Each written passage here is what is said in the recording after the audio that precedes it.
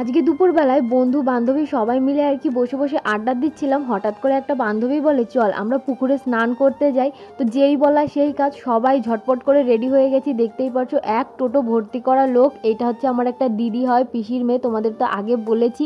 আর এই যে হচ্ছে আমি, তো গামছা টামছা জামা কাপড় সমস্ত কিছু নিয়ে ব্যাগ ভর্তি করে আমরা সবাই টোটোতে বসে পড়েছি।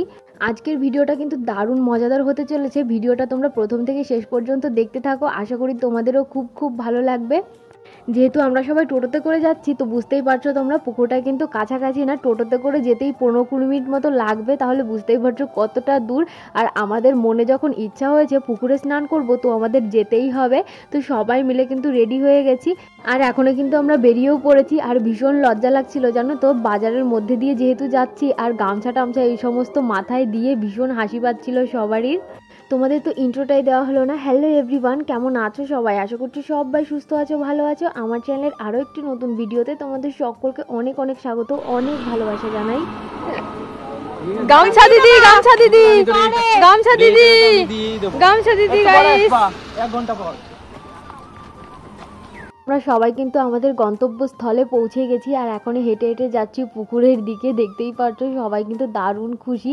অনেক দিন পর সবাই মিলে পুকুরে স্নান করব। আর আমি কিন্তু সাঁতার পারি না, একদমই পারি না, বলতে গেলে খুব কষ্ট হয়। একটু একটু পারি, অতটাও ভালো পারি না।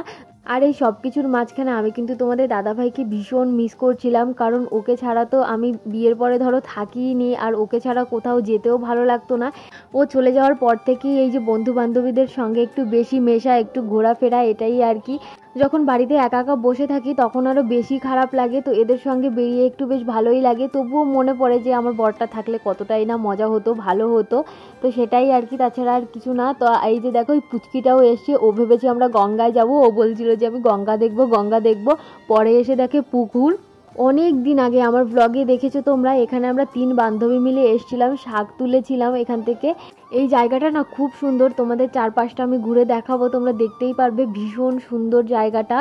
আর এই পাশে একটা জামরুল গাছ, না কত সুন্দর সুন্দর জামরুল হয়েছে, তোমরা না দেখলে বুঝবে না। নেটের মধ্যে দিয়ে ভালো দেখা যাচ্ছে না, পুরো একদম গোলাপি গোলাপি কালারে পুরো ভর্তি হয়ে গেছে। এই যে দেখো, এ আবার নিচে কটা কুড়িয়ে পেয়েছে, তো সেই কটাই আর কি খাচ্ছিল সবাই মিলে। ওখান থেকে তুলছিল না, মানে তুলতে মানা করেছে, তো ওখানে নিচে পড়েছে, সেগুলোই আর কি আমরা সবাই আর কি কুড়িয়ে পরে ধুয়ে টুয়ে খাওয়া দাওয়া হয়েছে। তোমরা অনেকেই আমায় কমেন্ট করে বলছিলে ডেইলি ব্লগ দিতে, তো ডেইলি ব্লগ দেওয়া তো সম্ভব নয়, তো আমি তোমাদের 1-2 দিন বাদে বাদে একটা করে ব্লগ দেওয়ার চেষ্টা করব। আর তোমরা সবাই আমায় কমেন্ট করে জানিও তো তোমরা কী ধরনের ভিডিও দেখতে চাও, মানে কেমন ধরনের ভিডিও করলে তোমাদের বেশি ভালো লাগবে, অবশ্যই আমায় কমেন্ট করে জানিও। তোমরা যে ধরনের ভিডিও দেখতে চাও, যেমন ভিডিও দেখতে চাও, আমি তেমন ভিডিও করেই তোমাদের সামনে তুলে ধরার চেষ্টা করব।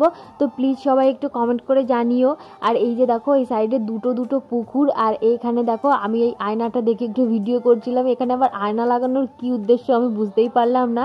তো এখানে আমরা সবাই মিলে একটু সামনের দিকে যাচ্ছিলাম, ওই যে যাদের পুকুর তাদের কাছ থেকে একটু লবণ নিয়ে এসেছি। এখানে একটা তেঁতুল গাছ ছিল, ভেবেছি ওই তেঁতুল গাছের থেকে তেঁতুল পেড়ে আমরা সবাই মিলে খাবো। আর এই যে দেখতেই পাচ্ছ, দুটো পুকুরের মাঝখান দিয়ে যে রাস্তাটা ছোট চিকুন করে, সেই রাস্তার এখান দিয়ে পুরো লাউ গাছে ভর্তি। দেখতেই পাচ্ছ কত লাউ হয়েছে, পুরো ভর্তি লাউ, না দেখলে তোমরা বুঝবে না। সামনে থেকে অত তো ভিডিও করা সম্ভব নয়, মানে প্রচুর লাউ ধরেছে চারিপাশ দিয়ে।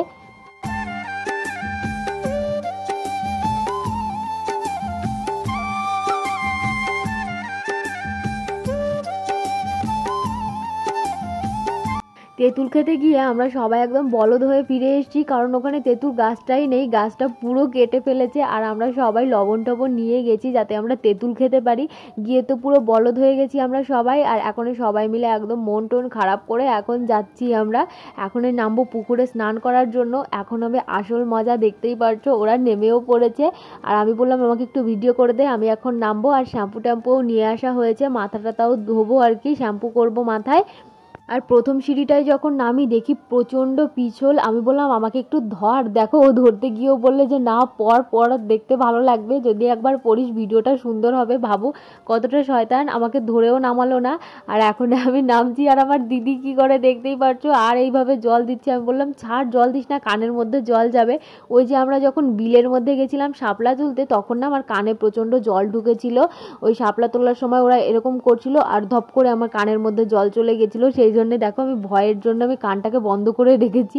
আর ও কত বড় খারাপ, দেখতেই পারছো জল ওইভাবেই দিচ্ছে।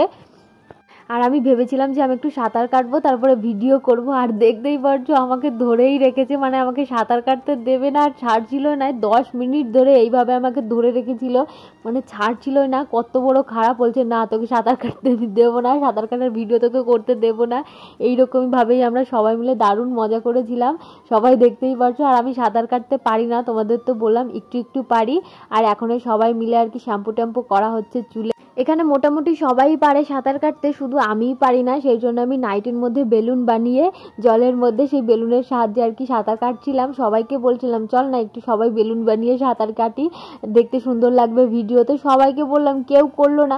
পরে আমি নিজেই মানে করেছিলাম। আর আমি বেলুন বানিয়ে সাঁতার কাটছি, মানে আমাকে ওই ভিডিওটাও করতে দেবে না আমার দিদি। আমার বেলুনটাকে না ফাটিয়ে দিয়েছিল, দেখতেই পারবে তোমরা। আমার ভীষণ খারাপ লেগেছে, যে সবাই মিলে করব কত ভালো লাগবে দেখতে। তো যে দেখো বেলুনটা আমি কিন্তু বানালাম, আর এখন আমি সুন্দর করে সাঁতার কাটবো একটু একটু করে।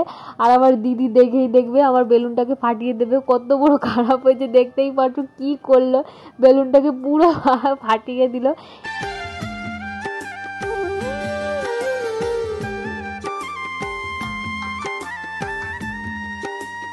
সবারই স্নান টান হয়ে গেছে, এখনও সবাই চুল টুল ভালো করে মুছে টুছে এখনই সবাই মিলে জামা কাপড় চেঞ্জ করব, তারপরে এই চলে যাব বাড়িতে। আর বেশিক্ষণ থাকবো না, অনেকক্ষণই স্নান করা হয়েছে। সবার চোখ না পুরো একদম জবা ফুলের মতো লাল লাল হয়ে গেছিলো, মানে অনেকক্ষণই হয়েছে, 30 মিনিট মতো স্নান করেছিলাম আমরা সবাই পুকুরের মধ্যে। সবারই চোখ পুরো লাল, আর সবার না নাক মুখ দিয়ে কেমন গরম গরম ভাব বেরোচ্ছিলো, মনে হচ্ছিলো যে জ্বর আসবে জ্বর আসবে। একার না কিন্তু আমার, সবারই একই অবস্থা। তো এখানে সবাই চেঞ্জ করে বেরিয়ে পড়েছি, দেখতেই পারছো। আর আমি এই জামাটা পরে নিয়েছি, আর বাড়িতে গিয়ে চুলটুল আঁচড়ানো হবে। এখানে কেউ চিরুনি আনা হয়নি। আর এই যে দেখো আয়নায় সবাই মিলে দেখে দেখে আর কি মুখটুক মুছছিল, চুলটুল একটু ঠিক করছিল। যেহেতু আমরা বাজারের মধ্যে দিয়ে যাব, তো ওরকম চুলটুল থাকলে তো হবে না, হাত দিয়েই চুলটাকে সুন্দর করে একটু ঠিক করে নিচ্ছিল। আর এ দেখো সবার মধ্যে লুকিয়ে লুকিয়ে লিপ বাম নিচ্ছে, তো ওর থেকে সবাই জোর করে নিয়ে সবাই একটু লিপ বাম লাগিয়ে নিল ঠোঁটে।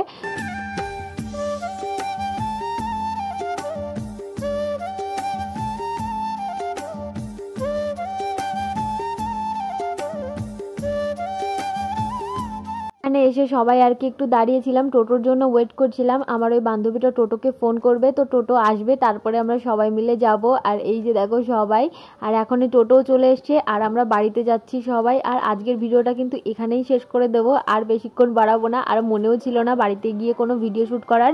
আমি ভাবলাম যে এই ভিডিওটা মানে শুধু এই ভিডিওটাই করি, এর মধ্যে আর অন্য কোনো ভিডিও অ্যাড করব না। তো সেই জন্য ভিডিওটা আজকে এখানেই শেষ করে দিচ্ছি। কেমন লাগলো অবশ্যই কমেন্ট করে জানিও।